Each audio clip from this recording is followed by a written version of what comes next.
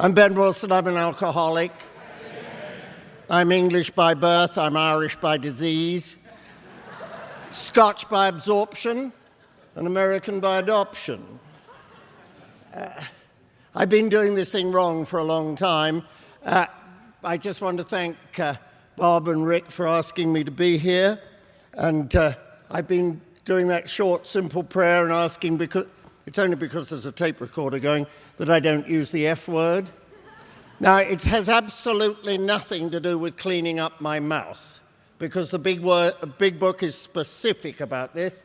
It says we describe spirituality in everyday language, so tough shit. But I want to tell you why I'm not going to use the F word unless there's a power cut. I was speaking one day and there was a power cut, and I just managed to slip it in, and it wasn't on the tape. But I was speaking in a place called Benicia in the Bay Area about 10 years ago. It was a Christmas meeting, big meeting like this, and I'd finished speaking, and I had mentioned the F word just socially a couple of times. And at the end of the meeting, the secretary came up and announced and said, "Does anybody here drive a black Jaguar?" And of course, I wanted everybody to know it was mine. And a tree had fallen on it. So I'm really very careful about this. Those southwestern plains do not withstand trees very easily. I've been sober since December the 12th, 1970. And my definition of sobriety is outlined on page 411 of the big book of Alcoholics Anonymous. I haven't poured anything down my throat, up my nose, in my arm, or up my arse that would change my mind.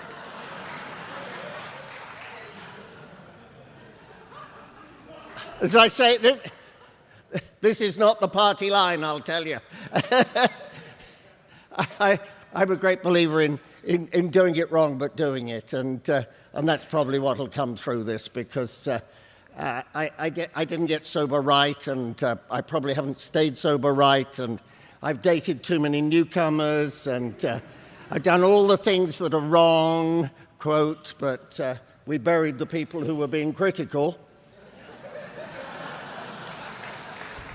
I was in a meeting in San Francisco a few years ago, and there was a young man who felt offended because something he'd mentioned in a meeting of Alcoholics Anonymous had got back to him. And I got to share right after that, and I said, you know, that we in San Francisco, we used to have Charlie Manson and Jim Jones attending meetings of Alcoholics Anonymous. And if you're complaining about somebody else's behavior, guess who's sick? The spiritual malady of alcoholism is mentioned in the big book. It's on page 64, and it talks about when the spiritual malady is overcome, we straighten out mentally and physically. And the spiritual malady, as I see it, and this is not the description in the big book, is a four-part problem. It's that I have bad luck and I blame other people, and I drink and then I feel shitty.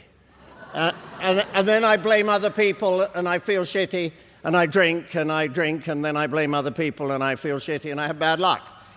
And it's continuous. It's like the squirrel in the cage. And what happened when I came to Alcoholics Anonymous, I quit drinking, and I blamed other people, and I had bad luck, and I felt shitty, and absolutely nothing changed except they took the drink out of the square, and it became a triangle. And until we quit blaming other people, very little changes. Wow.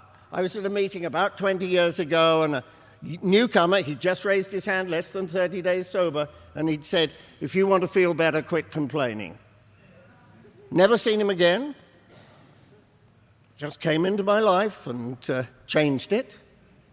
You know, and the things that I hear in meetings of Alcoholics Anonymous that changed my life are those that I'm willing to put into practice. This isn't about profundities and theories and all that other stuff. It's about doing the deal. And I drank enough to get to Alcoholics Anonymous. I'll share that with you. I loved booze. I really did. It made me important. I just loved it. I mean, it was great. I used to drink with important people, and that made me feel better. And good things happened when I was drinking, and bad things happened to me when I was drinking, but I just drank. I knew that was the deal. I don't come from an underprivileged background. Oh, I was at a meeting at lunchtime. This is fractured, this pitch, so just put a comma there, and maybe we'll get back to that. But somebody was talking about high-bottom drunks. I really want to tell you that I'm a high-bottom drunk. And some of you are new and you don't realize that there really is some status in Alcoholics Anonymous. And I'm a high-bottom drunk. And my claim to being a high-bottom drunk is that I took my last drink in 1970 on the 4th floor of a maximum security penitentiary. And that's my claim to being a high-bottom drunk. And we've buried all the low-bottom drunks. I was sort of wandering along through the story of my alcoholism, my drinking, and I was saying I didn't come from an underprivileged background.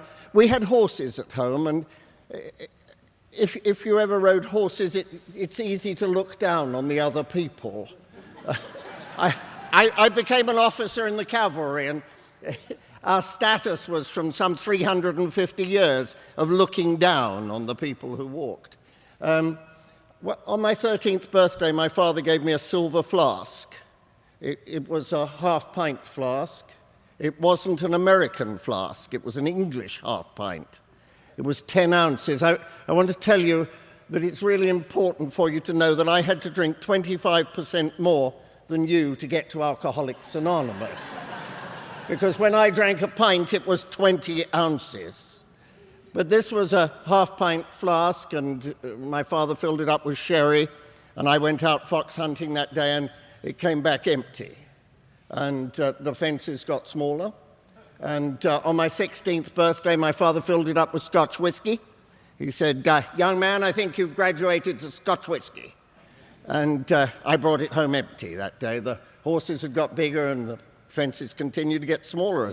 We call it jumping powder. Great description of alcohol, jumping powder.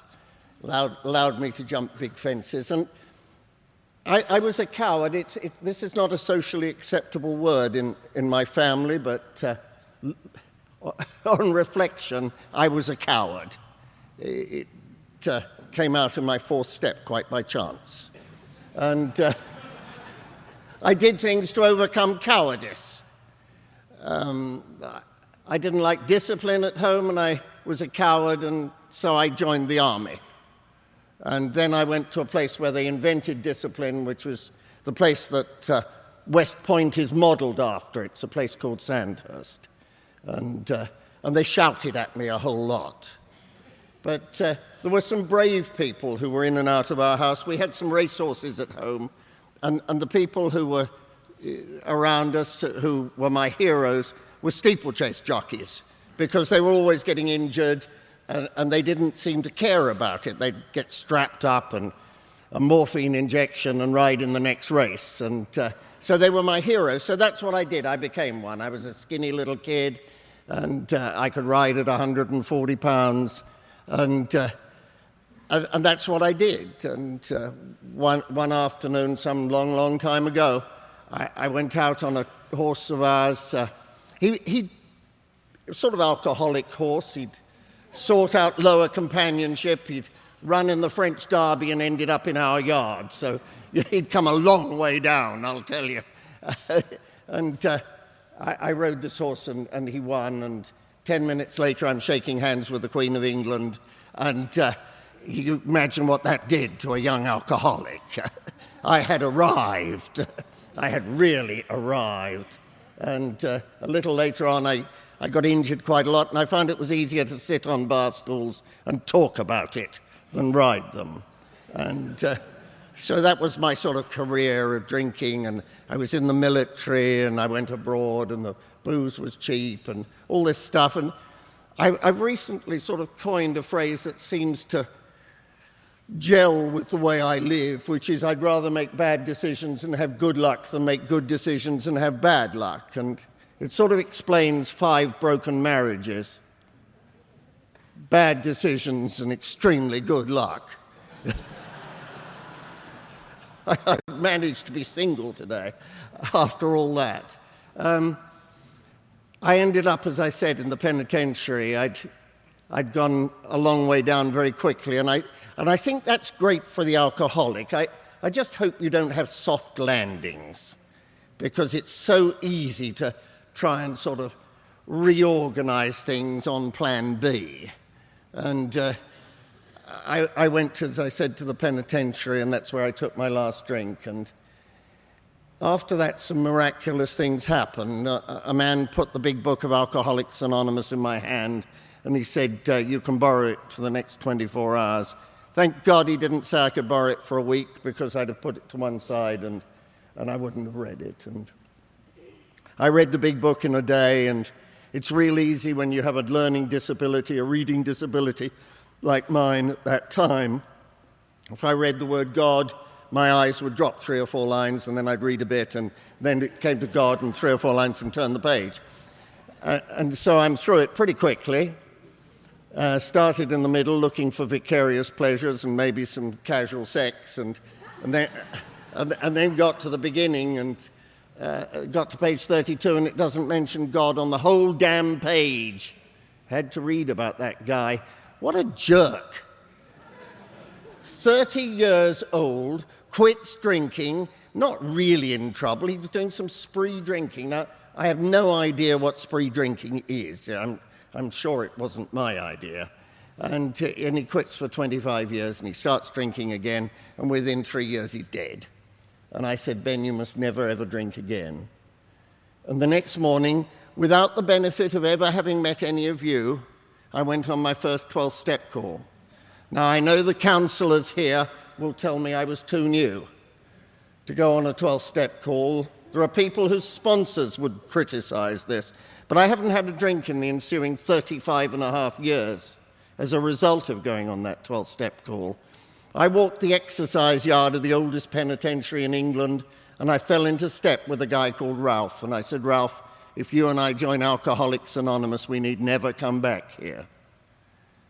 And when he was discharged about a year and a half later, by that time I was free and I was out, and I'd got a good job, and the girlfriend had come back, and we had a house and cars and all that stuff. And I was there waiting for him to come out of the joint and be discharged. And I did what it tells me to in the big book of Alcoholics Anonymous. I took him home. 12-step work includes taking people home. I didn't keep him for long. It also says don't keep him for long. I don't know where he is today, but I know where I am, and I haven't taken a drink since. There were 400 meetings in the British Isles when I got sober, 55 million people, and probably less meetings. I don't know how many there are in Las Vegas. Certainly less than half the meetings in San Francisco. Spread over the whole of the British Isles. And so I am one of the greatest... I'm sort of anti-something. I'm not anti a whole lot, but I am anti that ridiculous saying about 90 meetings in 90 days. You cannot have a numeric solution to a spiritual malady. Shut up. It got born in Minneapolis somewhere, and is permeating Alcoholics Anonymous like the plague. Talks in the book about we have a daily reprieve, for God's sake, and somebody's 90'd it. I got to less than 9 meetings the first 90 days I was sober. The nearest meeting was 18 miles away. I didn't have a car, I didn't have a driver's license. The bus came at 4 o'clock in the afternoon, dropped me off in my hometown. It was the middle of the winter. The library closed at 6. The only places open were bars. And I had to wait for the meeting till 8. And then I always had to walk the last 5 miles home. And when anybody talks to me about how difficult it is to get to meetings of Alcoholics Anonymous, the furthest I've ever hitchhiked in a day is 300 miles. To a meeting and back. Very recently, I went to a meeting up in Northern California because there's a friend of mine, Mike Zander, who lives up I-5, a long way up I-5, and he's always asking me to speak, and he also asks a lot of other people to speak, and they always turn him down. It's too far. When anybody asks you to speak, the answer is yes, please, not where is it. If you want to stay sober, it's yes, please. And I just want to share one of those trips I had. It was a little over 400 miles round trip. And I got there, and it was at a prison, a conservation camp up in the mountains. And it wasn't I get to speak occasionally at meetings like this and much more often at meetings like that, because that's what I do. I drive 400 miles in a night to go to a meeting and speak to 6 people in orange jumpsuits. But you see, at the end of the meeting, I had a spiritual awakening. We're saying the Lord's Prayer, and I look across the circle. There are six guys in orange jumpsuits, 3 of us from outside, and the warden, who is my littermate in Alcoholics Anonymous. He got sober the month before I did, and Don Cavornan standing there in the full uniform of the warden of the camp with a gun on his belt, holding hands with 2 guys in orange jumpsuits. And you can't experience that driving less than 400 miles in a night. It does not happen round the corner. The benefits I get from 12-step work are directly proportional to the inconvenience suffered.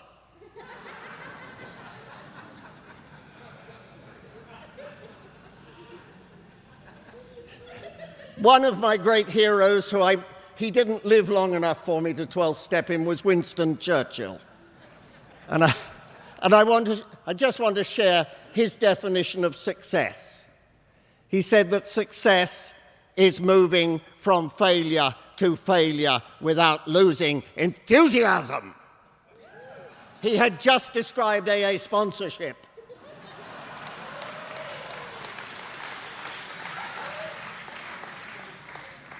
There's a guy gets a mention in the big book of Alcoholics Anonymous for 6 people he was sponsoring, and they didn't get sober.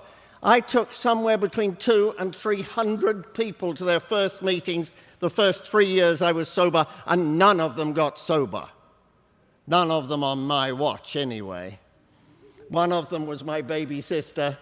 January 1971, I took her to a meeting of Alcoholics Anonymous. She looked around and said, "What a wonderful place for you, Ben." And added that if her husband was ever to get sober, it would be the right place for him. She didn't go to another meeting for 18 and a half years. And after her second meeting, she has been continuously sober for 17 years. My girlfriend of the time, the bimbo of the year, we got arrested together. I was the bad dude who led her astray. She was non-alcoholic. And in January of 1971, I did what it tells me to in the big book. I walked into the police station at home, my hometown, and I told the sergeant on the desk about Alcoholics Anonymous. It tells me to spread the message.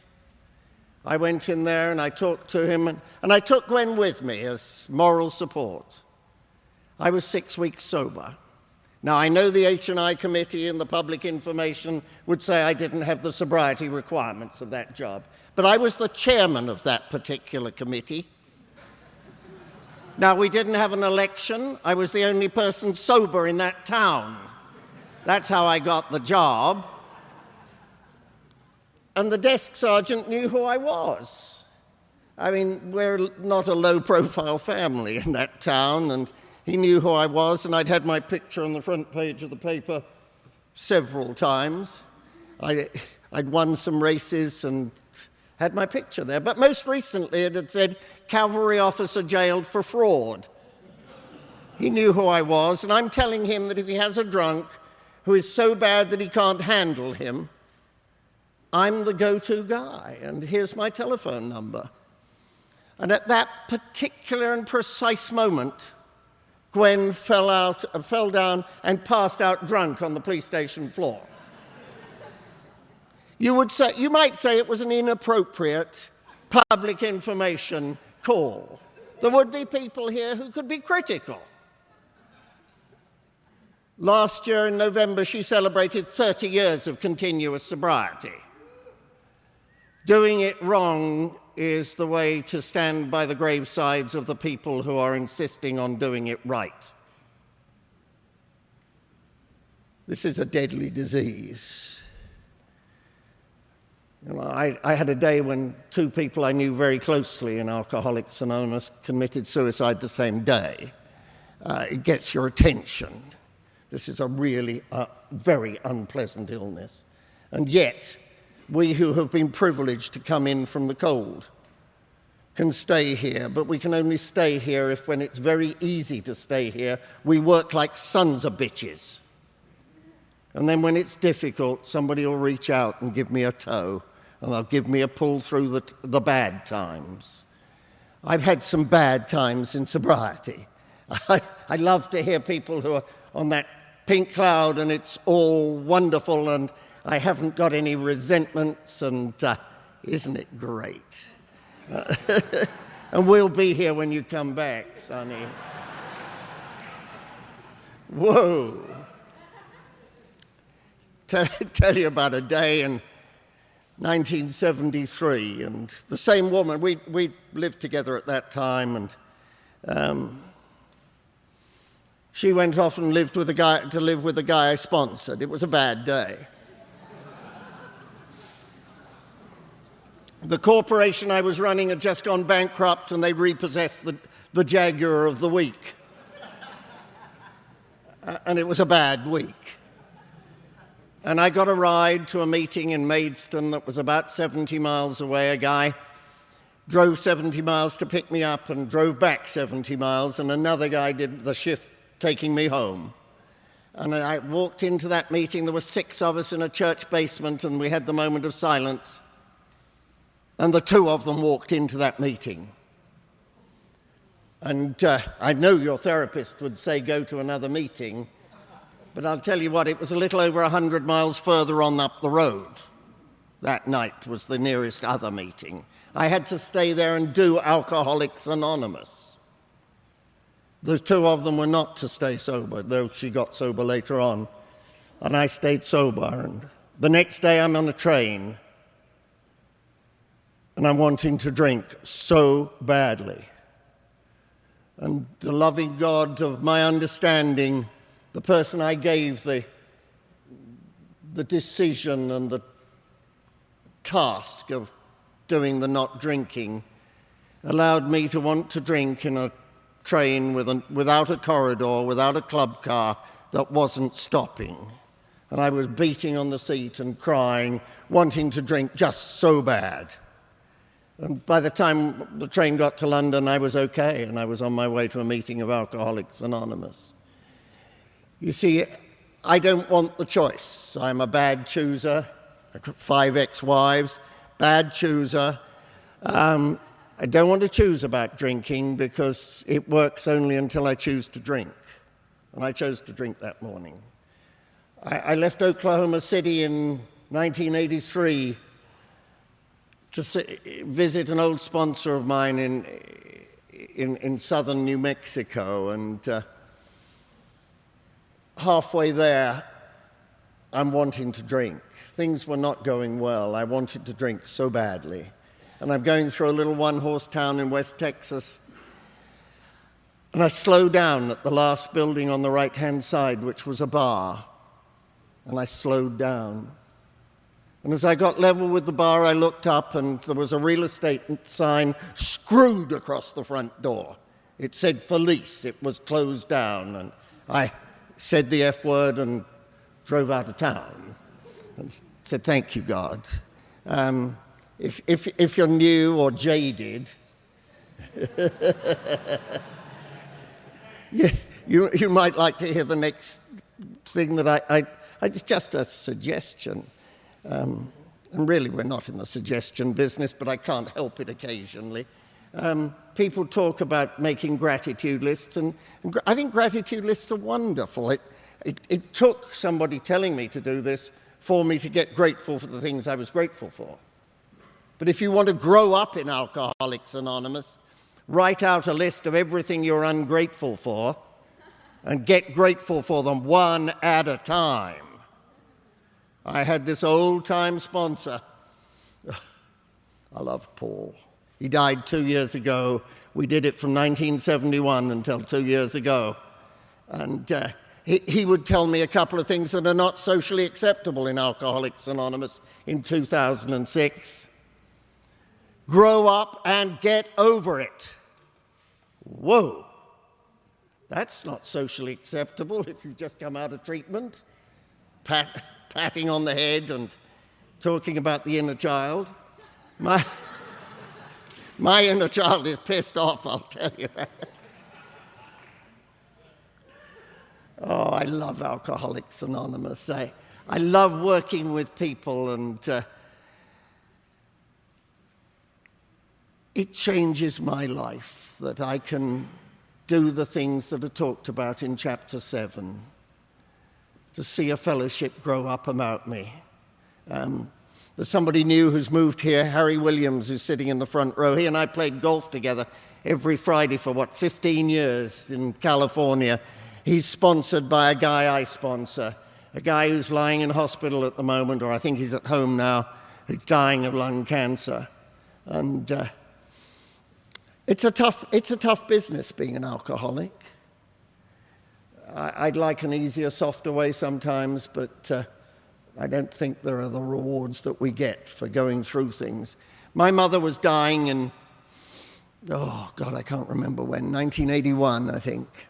And my father called up and he said, if you don't fly home today, you won't see her. Where's the... Oh. And so I arranged with a guy who came to meetings occasionally. He was sort of part-time AA member, travel agent, to get me a ticket. And I was sitting on the bed getting my things together, my passport and credit cards and money, and the telephone rang, and it was Saturday morning. And we did AA answering service on Wednesday nights, and this is Saturday morning. And a man on the other end of the line said, "Is this Alcoholics Anonymous?" And I said, "No, it is not." I was really pissed. And I said, "But it is a member of Alcoholics Anonymous." And then something softened in me, and I said, "How can I help you?" It's a guy called Carson, and I'm looking for Carson. I've been looking for Carson since 1981. And if there are two Carsons, it's a guy with a blue Pinto. And Carson had been 16 years sober 2 days before, and he was drunk at a payphone outside a liquor store, and he got me. And I said, "Stand still there." He told me where he was. I said, "Don't go anywhere. I will get someone." Now, I did not use the volunteer list because I know how few of the volunteer list will go. I'm not a cynic. I'm practical, and I've been doing it for a very long time. I went through my list, and everybody was out. And I'm turning the page. I got the telephone down, and it rang again. And the guy said, "Are you open to sell literature this morning?" And I just went for him like a rat up a drain, you know. I said, "This is not Alcoholics Anonymous office." And then I said, "Where are you?" And he was a block away from Carson. And I put the two of them together, and I got on a plane, and I flew home, and my mum died 4 hours after I arrived. And that phone call got me sober across the Atlantic, when I couldn't have done that on my own. And when I got back, I met the guy who'd gone on, not Carson, the guy who'd gone to see Carson, and he'd poured out his booze, and he'd taken him home, and he'd done all the right things, and he'd said he'd come at 7:30 to take him to the meeting, and he was an old hand at it. He said, "I'll be there at 7:30, got there at 10 past. That's the hint for you if you're new. It's the hint of the day. Because at 7:15 they go grocery shopping rather than let you take them to a meeting. You get there at 10 past. And he got there at 10 past, and the guy was still there, but he'd changed. 2 days of drinking in 16 years had changed him. And this is the disease of alcoholism. I got to see a guy in San Francisco 3 years ago in the middle of the afternoon. My business partner, Paul Peterson, who's in the program, is sober a long time also, and we got to go to the Hilton in the middle of the afternoon, and we met a guy who'd flown down from New Brunswick, Canada, to a conference, and he'd been 26 years sober on Sunday, and he was 4 days drunk on Thursday. And he was sicker and looked worse than anybody else I've ever taken to detox, and I have taken hundreds of people to detox. The longer we're sober, the tougher it is when it goes wrong. And all we've got to do is follow these simple instructions. There's no graduation, there's no promotion. It's still the same deal. I heard of a guy the other day who I knew real well who would be 32 years sober if 12 years ago he hadn't started drinking a couple of beers a day. You know, there's great joy in here, but the alternative needs to be recognized. We're more afraid of the solution than we are of the problem, is the human condition of the alcoholic when we come into sobriety. And unfortunately, it's very difficult for people to assimilate that very, very simple concept, that this is about comparative fear. We're more afraid of staying sober than we are of drinking, however bad the drinking has got, until something frightens us so badly that we move into sobriety for just that window of opportunity.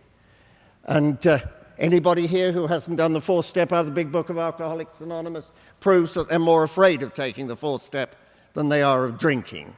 They may not see it that way, but it is that way. About 12 years ago, I got 6 new guys to sponsor at the same time, like over a 2-week period, and all of them been over 10 years sober. Now, I ask people who've had any time and have drunk again, I ask them some questions. I never ask, why did you drink? Because I do not want to hear the ramblings of somebody who is insane. But I can ask some very pointed questions, like, did you do the fourth step out of the Big Book of Alcoholics Anonymous? And they go 3 for 6, something like that. And then I ask other questions to prove whether they're right or not. But these 6 guys, one of them had been almost 20 years sober. I asked the questions, have you done the sex inventory out of the Big Book of Alcoholics Anonymous? You know, I can look around here and see people eyes roll back when I start talking about the ideal sex life. 12 component parts of that particular action requirement in the fourth step.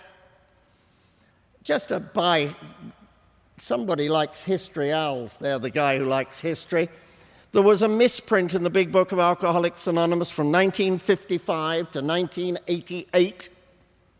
Continuously a misprint that was never found until 1988 because it was in the middle of the fourth step.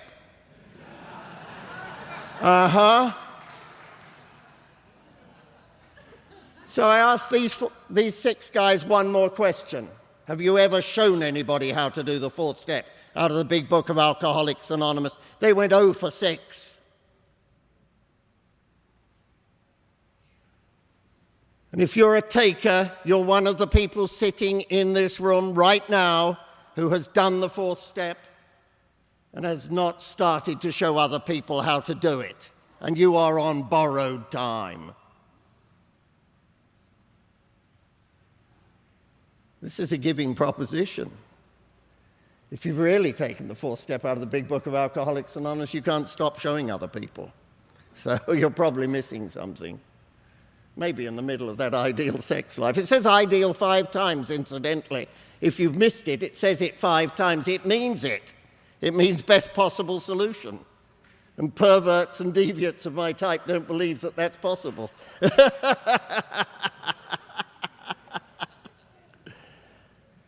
It's a wonderful life, isn't it?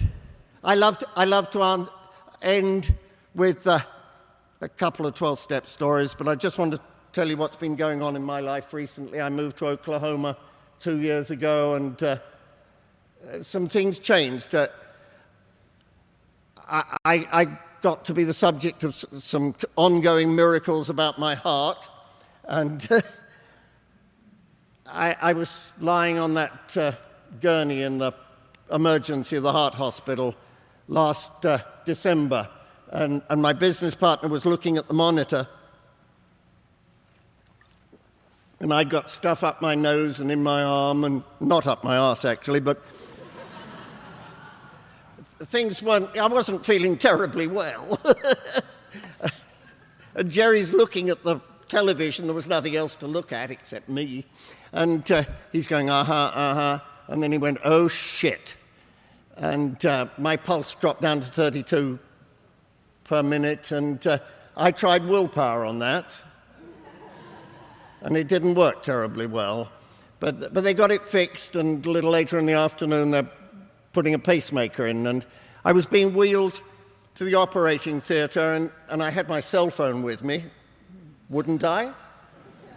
And I get a call from a guy who said, Ben, Parco is my sponsor, and he tells me to call you.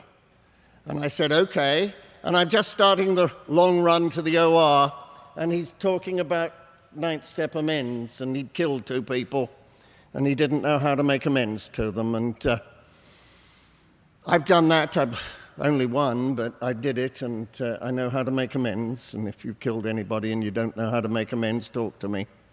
And by the time we get into the OR, I'm laughing. He's laughing on the other end too. Everybody else is serious. They've all got masks on. They're not smiling. And I'm the guy laughing. And one more time, the hand of God. At just that moment when I should have been nervous. And, why would I be nervous? I've had all that stuff done to me. Today, there's not much you can do to me that's new. And I'll just share a 12-step story, and it's about to get to the right moment. It's probably about the length of the tape for Al, I'm tailoring it to be. You'll hear a lot of stuff around Alcoholics Anonymous that are excuses for not doing the deal. And the deal is that we go. And the deal is that we go whether there's anybody else to go with or not.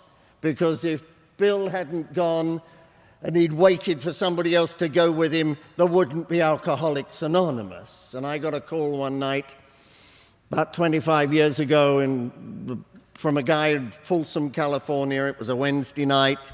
I didn't have time to find anybody else. I just got in my car and drove. And I drove past the Folsom Wednesday night meeting just as it was issuing out into the parking lot.